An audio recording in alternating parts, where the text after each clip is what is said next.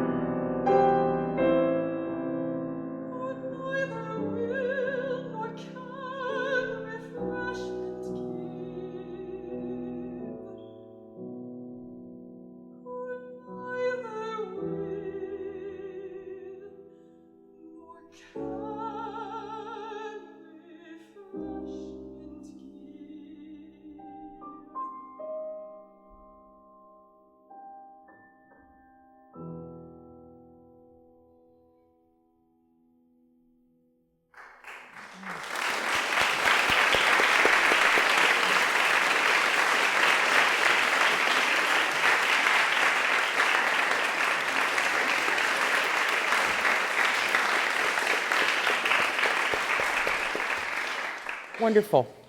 Fantastic. Great song. Wonderful.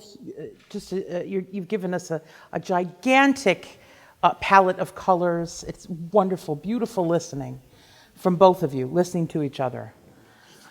It's fantastic. Can you tell us a little bit about the poetry, please? Sure. This is by Catherine Phillips, and she was alive during the 1600s. She actually did lose her son, and she was part of a writing group, so her pseudonym was Orinda. So Hector Phillips really is her son that she lost in infancy. So, yeah. She was actually one of the most important poets of the 17th century. And in her day, she was recognized as probably the greatest female poet. But she was not just a poet. She wrote all sorts of stuff. But she also wrote this public elegy to her son. She actually wrote 2 poems about this, and they are basically about, the 2 poems are about the public and private ideas of mourning. And so there's wonderful stuff in here that is so very private, but it is a very public statement. And that's wonderful. And you obviously have great feeling about it, which is terrific. And this also, in my research, this is an excerpt. So there's one more verse. But I love that you end it here.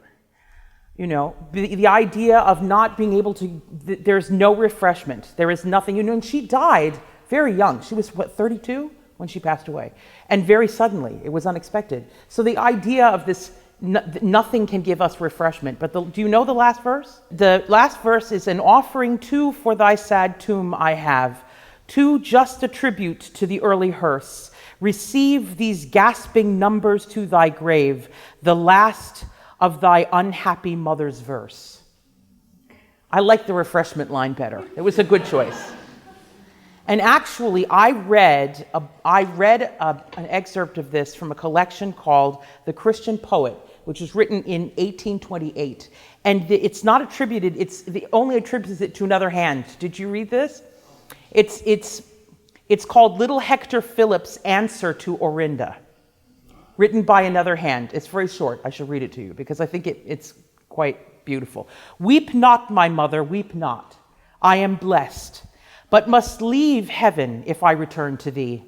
For I am where the weary are at rest. The wicked cease from troubling. Come to me. It's really quite something, and the poetry is staggering and difficult. Yes? Do you spend time reciting this poem? Yes. Yeah? Sure. And did you learn this piece for this class? I did, yes. Wonderful. I love it. Very well prepared. It wasn't hard to memorize. Like, I didn't even try. It just was there. It was right there. But the text is, it may be easy for you, but it's not easy for the audience. It's hard for the audience because it contains words and collections of words we don't normally hear together today. So there were places that I would love more attention to text, especially when she says something like, I did but see him, which came out, I did not see him. You know, I did but pluck the rosebud. It's very, very sophisticated language and so beautiful. Language is so beautiful. And also I love how passionate you are about this. But just from a histrionic standpoint, and I'm, somebody is going to say, but I've seen you do that, Stephanie Blythe. And I'll go, yes, I was wrong. When we feel something great, doing this is just unnecessary. Okay. It adds something, it takes away rather than adds. Because all of a sudden it's like, oh, she looks so hard. Oh, she's so passionate, she's actually holding her heart. You don't have to hold your heart. The text and the music hold your heart, and they hold ours. And this gets in the way. Then it makes people say, oh, look, it becomes about the histrionic and not about the pure sentiment, which you've got. Yes? And I love the fact that you paid attention to these lyrics. It's wonderful. I only want to talk about the end. Okay. Because the way you sing the top is so gorgeous. The G natural, I'll just say one thing about the G natural at the top. Sing it from the very beginning. Don't start vibrating it after you hit it. Hit it and sing. In fact, think about vibrating before you even open your mouth to sing. Okay? We have to think about our voices as being part of the universe. It's scientific, my friends. Nothing around us is in any kind of stasis. Air is moving around us. Molecules are jamming into each other. There's lots of energy moving around all the time. So when we start to sing, we just simply jump into the vibration and the movement that is already happening. When we don't do that, when we pressurize our voices or we pressurize our breath and then go, and then let it go, it goes against nature. It's not scientific. Let's be scientific and soulful at the same time, right? So make sure that you vibrate from the very beginning. If you do that, then you're joining a wave of sound that already exists. It's easier that way. It's easier. Okay? So actually, I'd love to hear the high note again. So let's just, yes. Lots of repeated notes, it's great. Would you mind going from the seething building and now, sweet babe? And now, sweet babe, what can my trembling heart suggest? To write my dawnful fate or thee, 'tis all my muse and sorrow my heart. No, we have to, no, I'm sorry to stop you. We have to get that we need or thee. You can't throw it away. Okay. So take the time. Amazing. What is he written there in the music? R-I-T. Take some time. Take time to say it. All right? And while you're saying it, spin it. If you take the time to spin the tone, you're taking time. If you just touch the note, you're not taking time and you're not saying the word and you're not spinning the tone. What's the point? Okay? Vibration to vibration, my friend. Okay? One more time. It doesn't matter that it's a 16th. It has to spin. And now. Okay, good. Now sing it 16th. There you go. Sweet babe, what can my trembling heart suggest? Suggest. No, we're not in a cabaret. Trembling heart, suggest. And then let it go. You've got to, if you do this, when you're thinking about coming off of a note, if you think about singing from vibration to vibration, joining a vibration that already exists, singing on that vibration and releasing in that vibration, you will never sound like you're running into a wall when you finish. And you'll never sound like you're just suggest.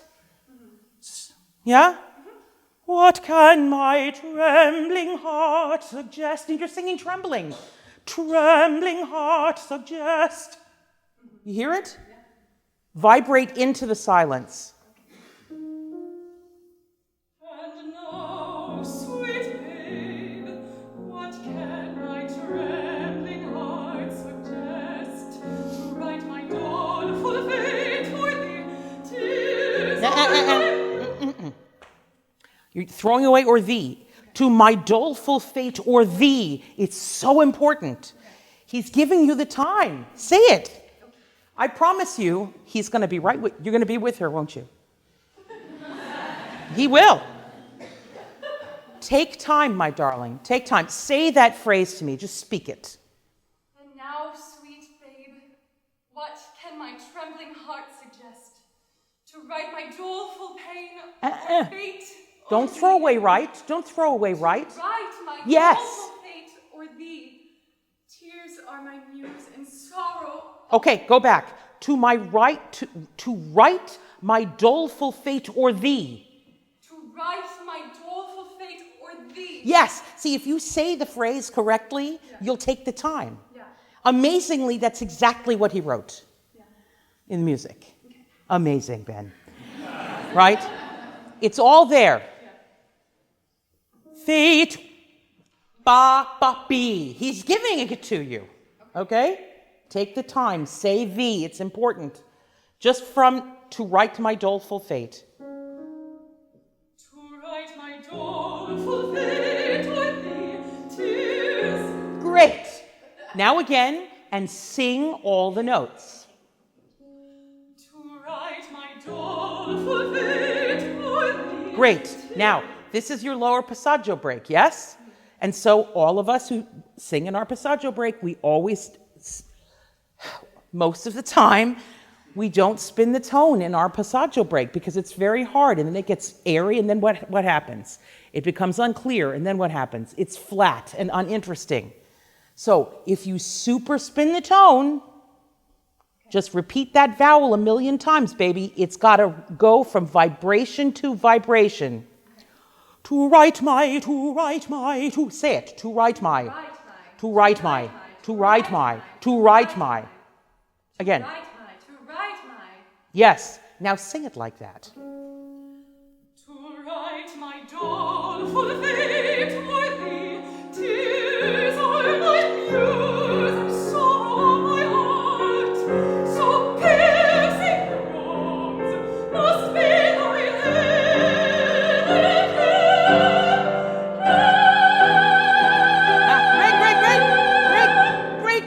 Great. Now, if you ever have problems getting to a note, right? Yeah. And it's beautiful when you get there. It's what's before that's the issue, right? Yes. You're pressurizing it and slamming into a wall. Yeah. If you sing into the vibration, it won't happen. Okay. Right? You have to keep singing. Even when you're not singing, you have to keep singing. I know that sounds so deep, right? It's like, wow, that's deep. But you have to keep the energy going, right? We can't. Energy is wonderful because it has direction, it has momentum, it moves forward, right? So when you get to elegy, even if you take a breath, you have to take the breath in the same place as where you left the note and where you left the spin. Stay up there, right? Then there won't be a problem. And take time. You're saying ah. Couldn't be easier. It's so hard. I know it's so rough, man. It's so rough. But when you have an approach to a top note, you've got to think about what's coming beforehand. And the way you sing that leap, you know, going down and then leaping the octave on the E flat is great. It's beautiful. So the same way you stay in that same heady space when you sing the lower E flat, you got to do the same thing with the breath. Okay. I'm not saying breathe high. Do you understand? I'm saying when you take a breath, don't let that space fall down. Breathe in the space. You understand? Okay. So how about piercing groans?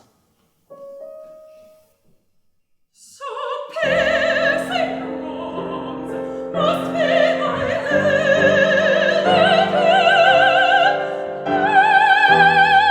No, you have to keep singing. Okay. On elegy. Just release it in this direction. Okay. Don't stop. Okay. Okay? Yes. You have all sorts of breaths. Yes, Yeah. you have all sorts of breath. You've got all sorts of breath. You can do it. Just keep this idea of spinning forward. One more time, same place. Sorry. So piercing groans must be thy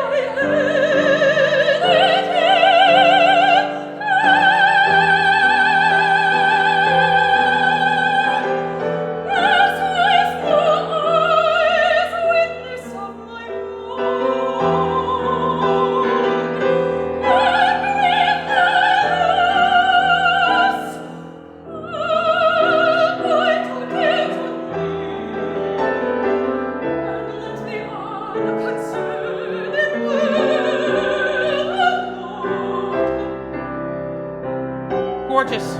Beautiful. Stop. Now, my darling, I'm going to say one thing to you. I'm pointing behind you. I'm going to say one thing to you. If you cannot hear her, you are playing too loud. My friend, you are playing too loud. When she's in that middle section of her voice, it just doesn't speak as well. Oh, because she's sitting in the middle of your texture. So make sure that, what you're doing is so gorgeous. It's fabulous. I love it. Do the same thing, just not so loud.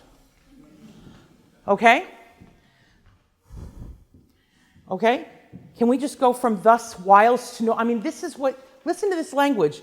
Thus whilst no eye is witness of my moan. We've got to hear it. We have to hear it. Okay? The ah was gorgeous. Gorgeous. It was gorgeous before. It's gorgeouser. Okay, thus whilst.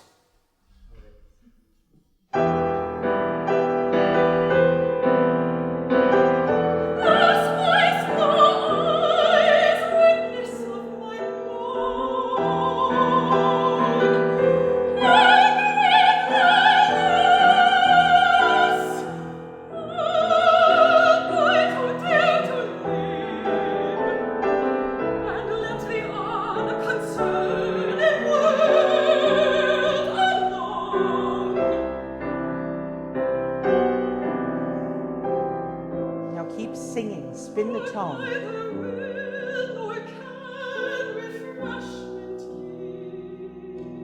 give. Same thing. Sing all the time. Neither will nor can refreshment give.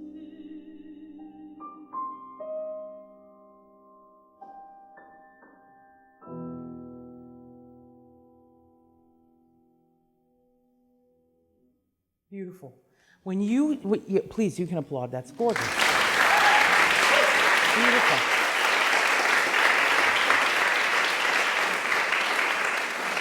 When you sang it before, it was lovely. But when you spin that tone, you create an intensity. Yeah. Spinning tone makes intensity, and it's beautiful. It's extraordinary. It says something. So always do it. Yeah. Always spin your tone. Okay? Yes. It's just needle pointed on a pillow, friends, so you fall asleep on it at night. Always spin it because it's exquisite. It makes a huge difference. All right? So much easier. What did she say? Say it again. It's so much easier. It's so much easier. Yeah. I've done that the whole time. Why didn't you do it? Thank you so much. Yeah, I know. That was great. That was great. Beautiful. That was really lovely balance. Fantastic. Great.